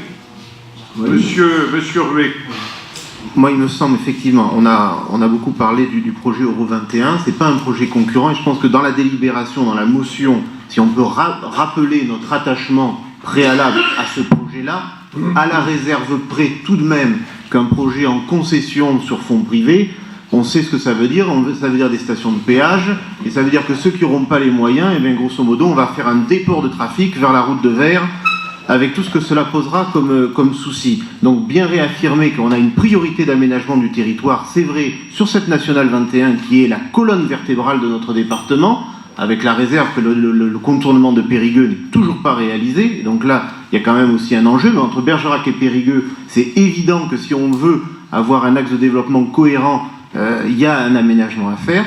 Et pour tordre le cou, effectivement, à cette hypothèse un peu farfelue du Mussidan-Langon, parce que si on se lance dans des études sur ce terrain-là, on va encore s'ingénier à éviter Bergerac, comme ça fut déjà le cas avec la 89, où ça fut très difficile quand même de faire rapprocher la 89 du Bergeracois, parce que si on regarde bien Mussidan-Langon, on se retrouve sur l'ancienne départementale 20, celle qui est au-dessus de Saint-Géry, et qui va déboucher au-delà du Flé, donc au-delà de Sainte-Foy-la-Grande, et qui va se rapprocher. Et là, évidemment, il n'y a aucun intérêt à avoir un axe de communication rapide pour le Bergeracois, parce que ce sera beaucoup trop loin pour pouvoir s'y accéder. Alors que la 709 a au moins le mérite, effectivement, d'être déjà globalement aménagée, et surtout permet de relier quand même ce fameux arc de la fragilité de la Nouvelle-Aquitaine avec des villes comme Marmande, Bergerac, jusqu'à Angoulême, où c'est vrai qu'on souffre dans cette interland régionale de conditions de développement plus difficiles que sur la façade atlantique. Bien, mais de toute façon, on rappelle notre attachement, la nécessaire mise à 2 fois 2 voies de la RN 21. Hein. Voilà, on le dit très clairement. Bon. Oui, Christian Bordenave. Oui, moi je voudrais aussi intervenir sur ce dossier, parce que ce qui m'avait quand même ému, c'est que sur un des articles de la presse locale il y a quelques jours, il a été dit que les élus bergeracois étaient contre le barreau Mussidan-Langon. Bon, ce qui voulait dire qu'effectivement, il fallait peut-être choisir entre Euro 21 et puis un contournement et le contournement. Et je pense qu'effectivement, les deux choses ne sont pas liables. Moi, je rappelle simplement que le contournement de Bordeaux a été évoqué déjà depuis quelque temps, et c'est même le maire de Bordeaux, M. Juppé, qui a toujours dit, si on veut réussir aujourd'hui le contournement par l'est de Bordeaux, il faut faire des raccordements entre autoroutes. Donc on fait raccordement de la A10 à la A89, de la A89 à la 62, de la 62 à 65. Moi, je rappelle simplement que l'aménagement entre, si on prend l'aménagement effectivement des voiries existantes entre Mussidan, Bergerac et Bergerac-Marmande, ça vous permet d'arriver à Marmande, sur la 62, et je vous donne, moi, c'est quelque chose que je fais très rapidement, très facilement, pardon. Je pars de Marmande et je vais chercher la 65 au niveau de Bazas, il y en a pour 10 minutes. Je veux dire, 10 minutes sur autoroute, ce n'est rien. Et je crois qu'effectivement, si on veut faire un vrai contournement de Bordeaux en faisant les liaisons autoroutières, ben, il faut effectivement utiliser les voiries existantes. Sinon, jamais on ne l'aura. Moi, je veux bien croire à l'Euro 21. Tu dis qu'effectivement, c'est le privé qui le fera, mais où il y a des engagements. Moi, j'attends de voir les engagements sur une concession. Et autant je crois peut-être qu'un jour, on aura peut-être Périgueux, effectivement, Bergerac en 2 fois 2 voies, qu'entre Bergerac et puis les Pyrénées, je crains malheureusement de ne pas le voir moi-même. Bien. Bon, Madame Blanc, et puis on clôt le débat. Merci, Monsieur le maire. Simplement de vous dire que le juge de paix dans cette histoire, c'est l'aspect financier. Parce que c'est le nerf de la guerre qui décidera. Que, à mon avis, votre proposition d'Angoulême, Ribérac, Mussidan, Bergerac, ce sera sans doute celle qui sera la moins chère, parce que beaucoup de choses ont été faites. Moi, simplement de vous dire que pour ce qui est du doublement du 2 fois 2 voies de la RN 21, le projet, il pourrait avoir l'air séduisant d'un point de vue strictement confortable pour ceux qui se déplacent entre Bergerac et Périgueux. Attention toutefois, parce que lorsque l'on rapproche en 2 fois 2 voies 2 villes telles que Périgueux et Bergerac, c'est-à-dire 2 villes qui sont d'importance quasi équivalente, 2 villes à la population très proche l'une de l'autre en termes de volume, on en profite aussi pour supprimer un certain nombre de choses dans l'une des 2 villes, et il ne faudrait pas que ce soit les services qui sont à Bergerac qui en fassent les frais. Bien. Réflexion sage. Alors, enfin, on souhaite quand même, enfin, tous ceux qui utilisent, tous ceux qui habitent Périgueux, qui travaillent à Bergerac, ou qui habitent Bergerac, qui travaillent à Périgueux, c'est vrai que si on était en 2 fois 2 voies, ça leur changerait quand même la vie et ça la rendrait quand même plus sûre qu'aujourd'hui. Voilà. Alors, on vote la motion. Qui est pour? Qui est contre? Qui s'abstient? Bien. Merci. Bien, l'ordre du jour est épuisé. Ah oui, voilà. Le 21, nous aurons un conseil municipal extraordinaire lié à la procédure du PLUI, Christian-Bordenave. Oui, simplement, c'est vraiment une question de procédure et le conseil municipal durera certainement un quart d'heure, puisqu'on ne passera qu'un sujet. Il s'agit du plan d'aménagement développement durable du PLUI qui a déjà été adopté, mais comme il y a effectivement une nouvelle commune, Sigoulès-Flaujac, on est obligé de le repasser en délibération au conseil municipal et il faut le passer surtout avant le conseil communautaire du 25. Donc voilà, donc vous allez être conviés à venir pour un conseil municipal le 21 pour un petit quart d'heure. Merci.